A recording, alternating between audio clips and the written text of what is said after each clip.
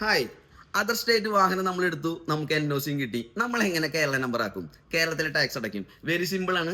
ഈ കാണുന്ന പേപ്പറാണ് NOC. ഇത് ഞങ്ങൾ കൊടുത്ത വണ്ടിയുടെ NOC ആണ്, ഉടുമ്പൻ ജോലിക്ക് എടുത്ത NOC ആണ്. അപ്പൊ നമ്മുടെ ആധാർ കാർഡ് ഇരിക്കുന്ന സ്ഥലത്ത് RT ഓഫീസിലേക്കാണ് നമുക്ക് NOC കിട്ടുക. NOC കിട്ടി കഴിഞ്ഞ് കഴിഞ്ഞാൽ നമ്മൾ ഡയറക്റ്റ് വണ്ടിയുടെ എല്ലാ ഡോക്യുമെന്റ്സ്, ഒറിജിനൽ ഡോക്യുമെന്റ്സ് എല്ലാം നമ്മളൊരു RTO ഏജന്റിന് കൊടുക്കുക.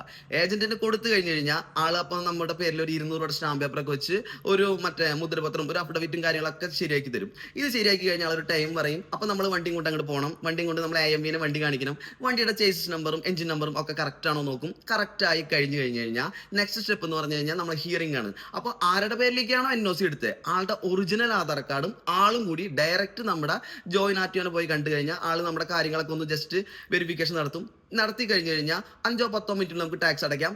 അന്ന് തന്നെ 2-3 മണിക്കൂറിനുള്ളിൽ തന്നെ നമ്മുടെ വണ്ടി കേരള നമ്പർ ആക്കൂട്ടാ. അപ്പൊ വെരി സിമ്പിൾ പ്രോസസ് ആണ്. അപ്പൊ NOC കിട്ടിയ എല്ലാവരും ഇങ്ങനെ ചെയ്താൽ മതി, പരിപാടി നടക്കും. Okay, by.